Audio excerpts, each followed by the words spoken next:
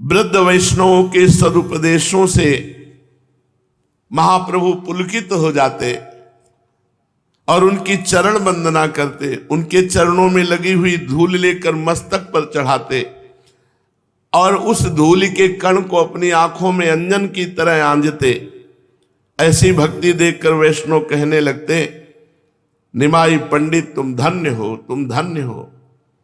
अरे श्री कृष्ण प्रेम के साक्षात तुम स्वरूप हो, इसे ही तो प्रेमानंद कहते हैं। धन्य है इनका जीवन और धन्य है वो मां जिनकी कोख से ऐसा सुपुत्र उत्पन्न हुआ। जिसके घर में एक भी बालक भगवान का भजन करने वाला पैदा हो जाए वो कुल का कुल तर जाता है। नाम प्रसंग कहे तो उपदेश, जहां या धर्म धन्य सो देश। धन्य सुकुल जेहि जन्म भयो, धन्य सुतात धन्य सो माए। संतत सकल सुनो चित लाए। वो धन्य है माता पिता गांव नगर देश जिसमें भगवान का परम प्रेमी महाभागवत प्रकट हो जाए। वैष्णवगण ऐसा चैतन्य महाप्रभु की प्रशंसा करते। इधर महाप्रभु की ऐसी विचित्र दशा देखकर मां है ना, अब बड़ा पुत्र तो सन्यासी हो गया, आज तक वापस नहीं आया, तो सची माता को बड़ा दुख हुआ कि अब एक यही निमाई बचे थे, वो भी भगवत भक्ति में। बड़ी दुखी हो गई।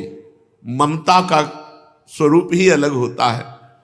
वो दीन होकर भगवान से प्रार्थना करने लगी, प्रभु इस विधवा के एकमात्र आश्रय को आप अपनी कृपा का अधिकारी बनाओ। नाथ 67 वर्ष की अवस्था है हमारे शरीर की। सची माता की अवस्था 67 वर्ष की है। मैं दीनहीन हूं, पति परलोक पधार गए, एक बेटा सन्यासी हो गया, दूसरा पागल हो रहा है भगवान के प्रेम में। नाथ दया करो, मेरे आगे पीछे कोई नहीं, यही एक बेटा है। इस अंधी वृद्धा का ये निमाई ही एकमात्र सहारा है। इस सहारे से मैं संसार में जी सकती हूं। हे असरण शरण, कौन सा रोग दे दिया आपने मेरे बेटे को, इसे रोग मुक्त कीजिए, इसे सुंदर स्वास्थ्य प्रदान कीजिए। भोली माता सभी के सामने अपना दुखड़ा रोते रोते कहने लगती, न जाने निमाई को क्या हो गया है। वो कभी रोता है, कभी हंसता है, कभी गाता है, कभी नाचता है, कभी रोते रोते मूर्छित होकर गिर पड़ता है, कभी जोरों से दौड़ने लगता है। स्त्रियां एकत्रित हो जाती और सची माता से कहती, अम्मा तुम बड़ी भोली हो, इसमें पूछना क्या है, कोई चक्कर है? गांव की तो माताएं बहनें ऐसी, कोई चक्कर है?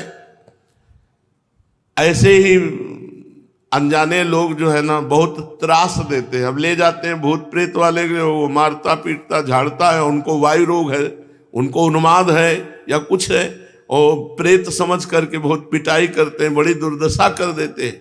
अब महाप्रभु को तो भगवत प्रेमोन्माद है और गांव की मैं, अरे तुम्हें समझना क्या है, मैं कह रही हूं ऊपरी चक्कर है, कोई भीतरी चक्कर, कोई ऊपरी चक्कर। भगवान के भजन को तो जानते नहीं ये लोग। ऐसा करो तो सची माता कहती, क्या करूं? दोनों पैर बांध दो रस्सी से। गांव की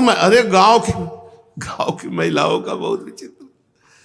कह रही महाप्रभु के पैर बांध दो, कोई बाहरी चक्कर है, कोई भूत प्रेत का चक्कर है। देखो कोठरी में हाथ बांधो, पैर बांधो और केवल नारियल का पानी पिलाओ और किसी झाड़ने वाले को लाओ। चैतन्य महाप्रभु के लिए कह रहे हैं, बिल्कुल रोग दूर हो जाएगा, हम तुमसे सच्ची कहती है। कोई कहती, अरे ऐसी बात नहीं है, अगर इनके सिर पर खूब ठंडा तेल मला जाए तो इनकी गर्मी शांत हो जाएगी, गर्मी से ऐसा हुआ है। कोई कुछ अपनी अपनी सलाह देती। सची मात्रा तो कहती है, हम तो भगवान की शरण में है, वही ठीक करेंगे। इकलौते पुत्र के पैर बांधकर कोठरी में बंद करने की सलाह ये ग्रामीण महिलाएं वहां देती महाप्रभु के लिए। अब एक ही पुत्र है, उनके दुख से दुखी, ऊपर से सलाह कौन सी कि हाथ पैर बांध के कोठरी में बंद कर दो। ऐसे ही करते हैं। उसका पेट दर्द कर रहा है, उसका मस्तक दर्द कर रहा है, उसको मिर्गी आ रही है, उसको भूत प्रेत समझ करके न जाने कौन कौन सी दुर्दशा कर दे। तो कुछ तो गांव के लोग भोले भाले होते हैं, ऐसे फंस जाते। और कुछ के जो होता है वो जैसे मलिन तुम हो और तुम्हारे कर्म का भोग आया है, तो फिर कोई न कोई आपको दंड देने के लिए आपके ऊपर सवार हो सकता है, ऐसा हो सकता है। लेकिन जिसके मुख में नाम है, जो भगवान का नाम जप करता है, उसके जीवन में कभी नहीं, कभी भूत प्रेत नहीं आ सकते। अगर मुख से राम कृष्ण हरि निकल रहा है, कभी भूत प्रेत नहीं आ सकते। वो चैतन्य महाप्रभु को कह रहे कि हाथ पैर बांध करके डाल दो, इनके कोई ऊपरी चक्कर है। सची माता चुप हो गई, किसका कहा माने। पति की ऐसी दशा देखकर विष्णु प्रिया जी तो बाजू पकड़े दरवाजे की खड़ी। क्या हो, अब वो 9 वधू है, अब इनको कैसे संभाला जाए। ना उनको भोजन अच्छा लगता है, ना पानी अच्छा लगता है। कौन जाने पतिव्रता के हृदय की पीड़ा को। वो सदा चैतन्य महाप्रभु के विषय में सोच रही है, हे भगवान ये क्या हो गया है इनको। सची माता के बहुत आग्रह करने पर विष्णु प्रिया जी 1-2 ग्रास खा लेती हैं, बकाया रात दिन उपवास करके भगवान से प्रार्थना करती हैं।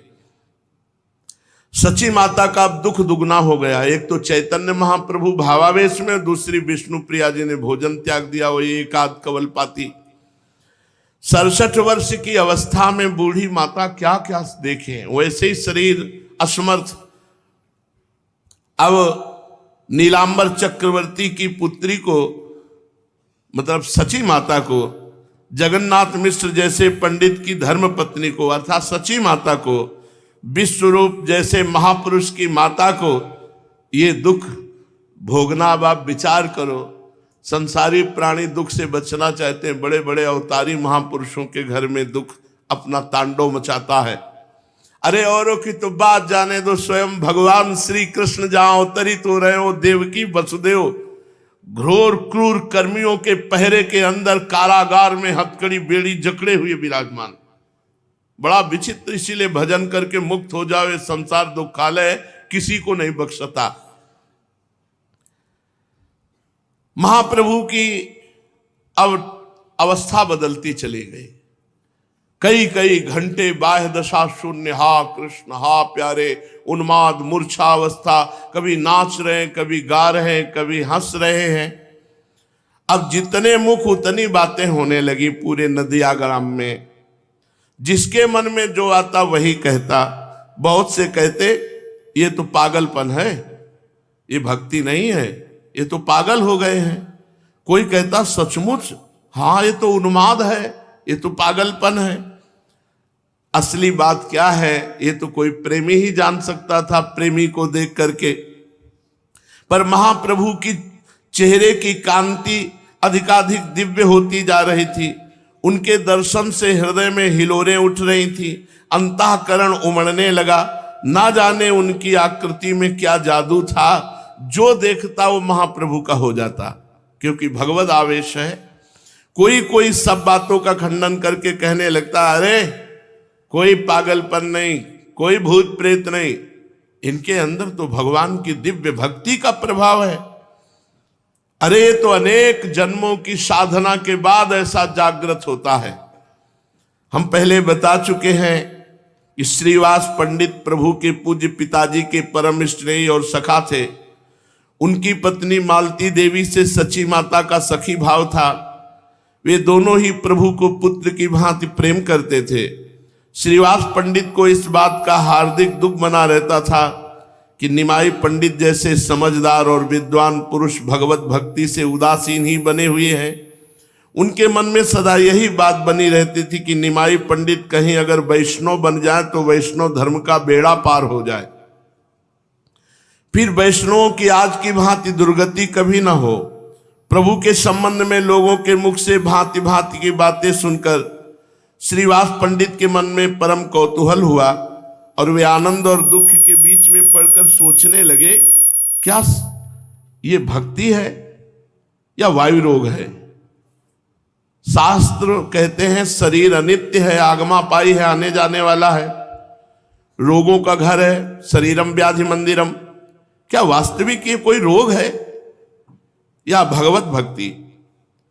मेरा हृदय इनकी इस दशा को सुनकर सुखी क्यों हो रहा है? श्रीवास जी सोचते।